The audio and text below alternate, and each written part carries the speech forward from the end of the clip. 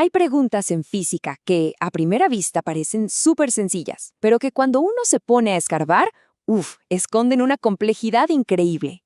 Hoy vamos a meternos de lleno en una de esas. Una carrera que parece un juego de niños, pero que nos va a revelar todos los secretos de las fuerzas, la fricción y el movimiento. A ver, vamos a plantear el escenario. Imagínense esto. Tenemos dos carritos, son idénticos y los lanzamos con la misma velocidad inicial por una rampa. ¿Cuál es la única diferencia? Bueno, que uno tiene las ruedas libres, puede rodar sin problemas, mientras que al otro se las bloqueamos, o sea, se va a deslizar, a patinar.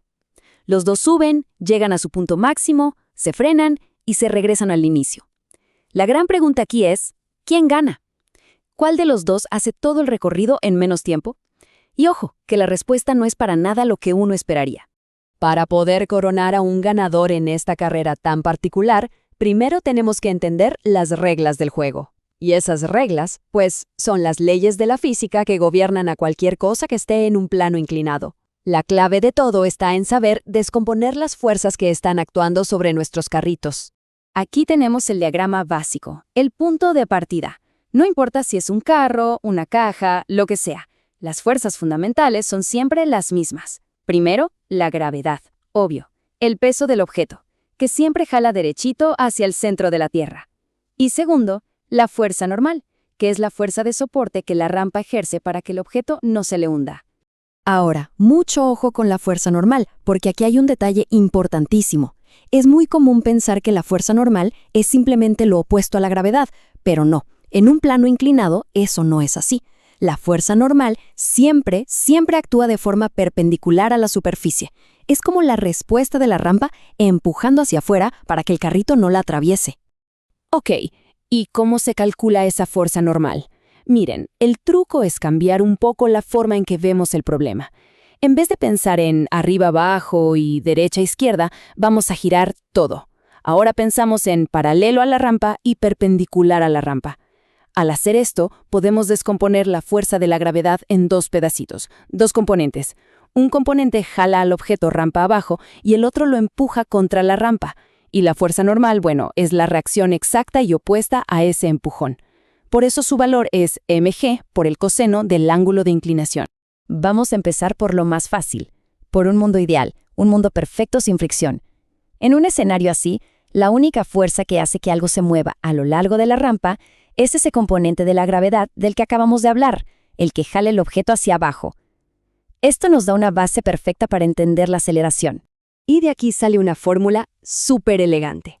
Si usamos la segunda ley de Newton, la famosa fuerza es igual a masa por aceleración, descubrimos que la aceleración de un objeto que se desliza sin fricción es simplemente g, la aceleración de la gravedad, multiplicada por el seno del ángulo. Y fíjense en algo muy curioso. La masa del objeto se cancela. No importa, da igual si es una pluma o un piano, en un plano sin fricción acelerarían exactamente igual. Para que esto no quede solo en la teoría, vamos a ponerle números. Pensemos en un bloque de 20 kilogramos en una rampa de 28 grados. Si aplicamos la fórmula, nos da una aceleración de 4.6 metros por segundo al cuadrado. Este es nuestro punto de referencia, el movimiento en su estado más puro, sin que nada lo frene. Pero el mundo real no es tan bonito y ordenado. Es hora de que entre en escena un personaje clave en toda esta historia: la fricción. Esta es la fuerza que se opone al movimiento y que va a cambiar por completo el resultado de nuestros cálculos. Aquí se ve el impacto clarísimo. La fórmula para la aceleración se complica un poquito. Ahora, además de la fuerza de la gravedad que jala hacia abajo, tenemos que restarle la fuerza de fricción que está empujando en contra. Ese nuevo término, μ coseno de teta, representa justamente el efecto de frenado de la fricción, donde μ es lo que llamamos el coeficiente de fricción.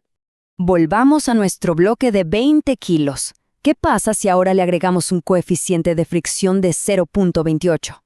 Pues miren esto, la aceleración cae en picada a 2.17 metros por segundo al cuadrado, o sea, es menos de la mitad que en el caso sin fricción. Esto demuestra el poder inmenso que tiene la fricción para frenar las cosas. Bueno, ya tenemos las herramientas básicas. Sabemos cómo se calcula la aceleración con y sin fricción. Pero ahora, Ahora viene un giro en la trama, una pista fundamental para resolver nuestra carrera.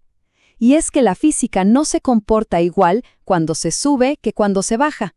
Miren bien estos dos diagramas. A la izquierda, cuando el carrito va subiendo por la rampa, tanto la gravedad como la fricción lo están jalando hacia abajo, o sea, las dos fuerzas trabajan juntas para frenarlo. Pero a la derecha, cuando el carrito ya va de bajada, la gravedad sigue jalando hacia abajo, pero la fricción, que siempre se opone al movimiento, ahora apunta hacia arriba.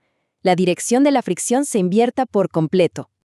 Y esto no es un detalle menor, para nada. Como lo señala el físico Carl Mongan, este cambio de signo en la fuerza de fricción provoca una diferencia real que se puede medir en la aceleración. En resumen, el carrito que se desliza frena mucho más rápido al subir de lo que acelera al bajar. Y esta asimetría, esta es la verdadera clave del misterio. Con todo esto que ya sabemos, es hora de volver a nuestra pregunta original. Armados con todo este conocimiento sobre planos inclinados, sobre la fricción y sobre esa simetría crucial, por fin podemos resolver la carrera entre el carrito que rueda y el que desliza. Y esto no es pura teoría, ¿eh? Unos investigadores de la Academia Naval de Estados Unidos se pusieron a hacer el experimento de verdad. Usaron dos pistas idénticas, dos carritas de laboratorio súper precisos y sensores de movimiento para medir los tiempos de viaje a la perfección. Todo estaba listo para tener de una vez por todas una respuesta definitiva. Y aquí están los resultados. ¿Y quién gana? La respuesta es depende. Este gráfico es una locura. La línea horizontal en el 1.0 significa que empataron. Si un punto está por debajo, ganó el que rueda. Si está por encima, ganó el que desliza. Y como se puede ver, hay puntos por todos lados, arriba y abajo, o sea que no hay un único ganador. Pero entonces, ¿cómo puede ser? ¿Por qué un resultado tan raro? Bueno, es que aquí hay como dos factores peleando entre sí. Por un lado, el carrito que rueda casi no pierde energía, así que siempre va a ir más rápido que el que se desliza. Uno pensaría, listo, ya ganó, pero esperen. Como conserva más energía, también llega mucho más alto en la rampa antes de pararse. Y claro, ese tramo extra de subida y bajada, pues le toma más tiempo. ¿Quién gana al final? El ganador depende del ángulo de la rampa, que es el que decide cuál de estos dos efectos pesa más. En ángulos bajitos, el que rueda gana, pero en ángulos muy pronunciados, ese viaje extra se vuelve tan largo que el que desliza gana la carrera. Y todo esto nos deja con una última idea para darle vueltas a la cabeza. En nuestra carrera, la fricción a veces ayudó a ganar al carrito que se deslizaba, porque limitaba qué tan alto subía y acortaba su viaje.